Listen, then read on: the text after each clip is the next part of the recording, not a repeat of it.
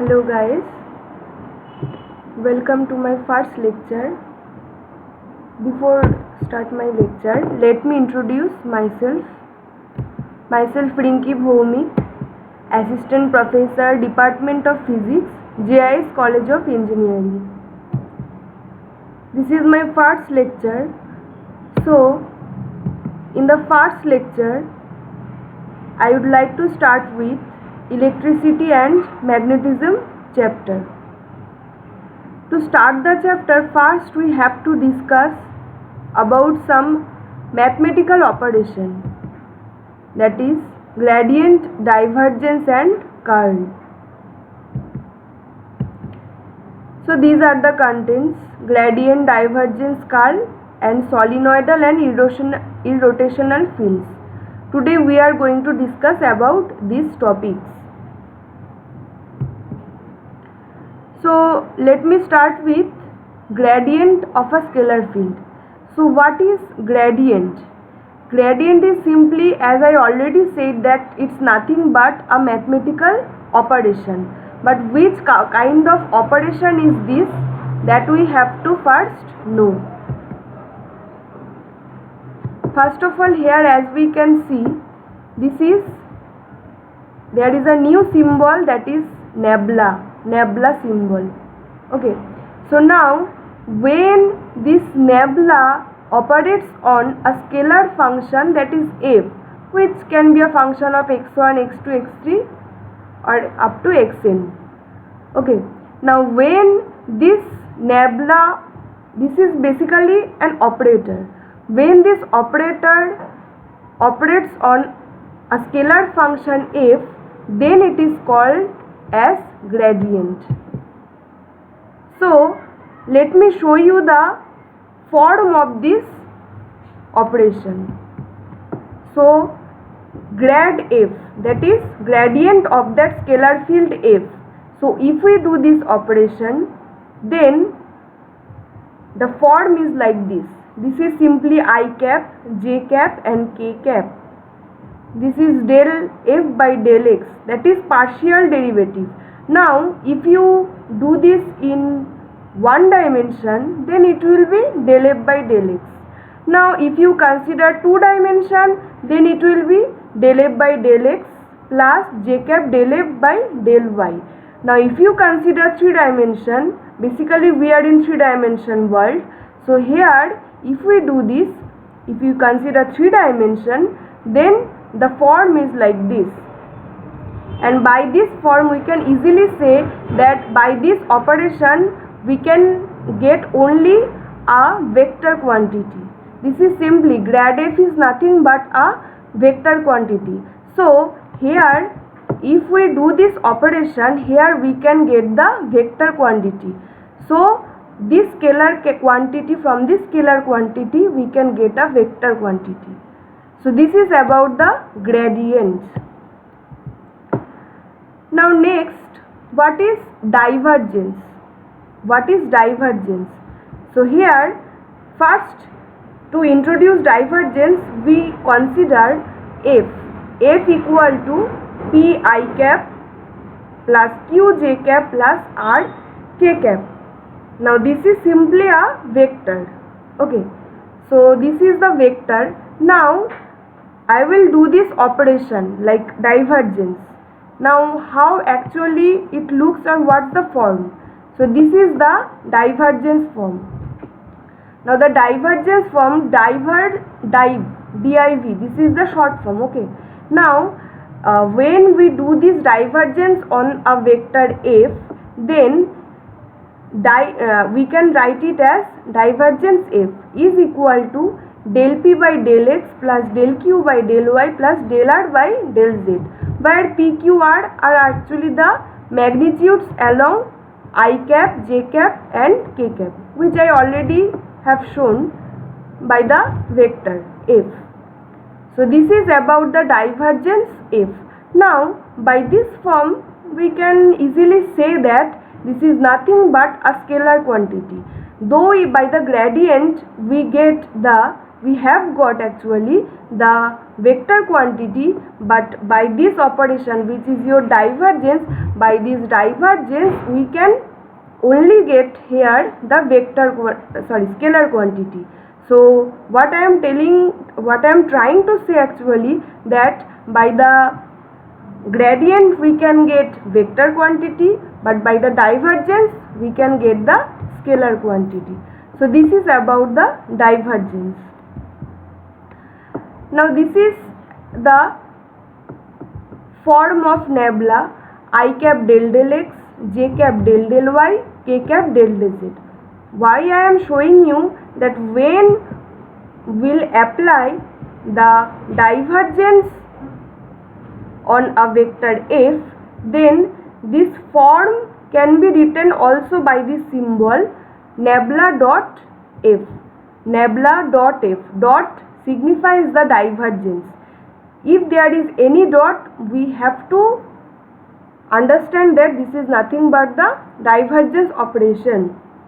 So this is the form of nabla, and this is the form or the symbol of the divergence operation, which is nothing but the scalar quantity, which I already said. Now this is simply a physical significance of the divergence, means why I am doing this divergence, isn't it? So we have to know the physical significance of the divergence. Now here it's written here, divergence is a vector operator that measures the magnitude of the vector field source or sink. I already said that divergence gives us the scalar quantity, so that's why by this line also we can understand it also, that magnitude of a vector field source or sink. Magnitude means what, we know that this is a scalar quantity. So this gives us the magnitude of the vector field's source or sink at a given point. Now next is, divergence represents the volume density of the outward flux. What is flux? Actually I will discuss it in my next lectures. But what actually divergence gives us, the outward flux of a vector field. So this gives us the density of the outward flux of the vector field from an infinitesimal volume around a given point. So if we have a volume or a particular surface, then we can get the volume density of the outward flux of a vector field. Now our next discussion is on curl. So what is curl? Again this is a mathematical operation, but there is a difference between divergence and curl. So curl actually is a vector operator. It's also written here, see, vector operator that describes the infinitesimal rotation. See here, rotation is the keyword here, okay. So we can't neglect it. This gives us the infinitesimal rotation of a three-dimensional vector field, and also at every point in that field, the curl of that point represents a vector. That means by this operation, what I am trying to say, by this operation we can get the vector quantity, not the scalar quantity like divergence. So here we can get the vector quantity. This also attributes of this, the attributes of this vector characterize the rotation of that point. It's like the first point, okay. So here rotation will come several times, okay. So that's why this is a very very important word or keyword of curl, okay. Now the direction of the curl is the axis of rotation. See, every rotation must have some axis, isn't it? So the rotation of the axis and the direction of the curl both are same. So if we have to show the direction of the curl, then we have to find out the axis of the rotation, and that can be determined by the right hand rule, which we already know, right handed screw rule. and the magnitude of the curl is the magnitude of that rotation. So if every vector must have some direction and must have some magnitude. So here by the curl, what is the magnitude of that curl? The magnitude of that curl is the magnitude of the rotation. So if we can calculate the magnitude of the rotation, then we can get the magnitude of the curl. So this is the form of that curl, where we can see curl F. So this is the matrix form from where we can get this one. So if we expand this matrix, then we can get this form. So this is this form we can use to calculate the curl of any vector. So we have to remember this form of that curl. Now there is a new term irrotational vector. So when I will call a vector as irrotational vector, when curl F means the curl of any vector, if we get 0, then that vector will be called as irrotational vector. Now if any vector we can get as an irrotational vector, then F can be said as F equal to nabla phi. It can be considered by the formula. Actually, if we want to know why, then by the formula actually we can write that F equal to nabla phi.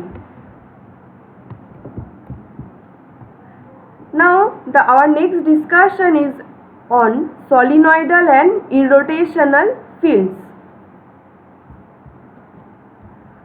So this is about the solenoidal and irrotational field. Now here we'll emphasize on two things.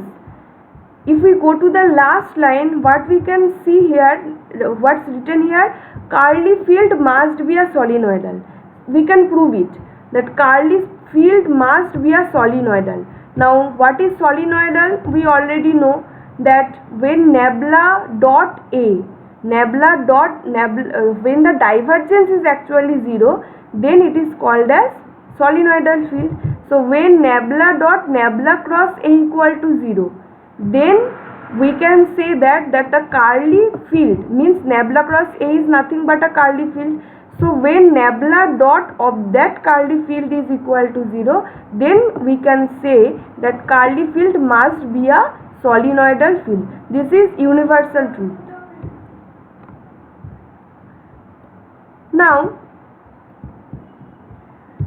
again in this slide, if we go to the last line, what's written here? Gradient field must be an irrotational field. That means gradient field must be an irrotational field. So here nabla of nabla cross nabla phi is equal to 0. That is, field must be an irrotational field. So by this formula, nabla of nabla phi is equal to 0. By this we can say that gradient field must be an irrotational field. So thank you. This is about the gradient, divergence and curl, and also we have to practice some numerical, some problems with respect to gradient, divergence, curl to understand well.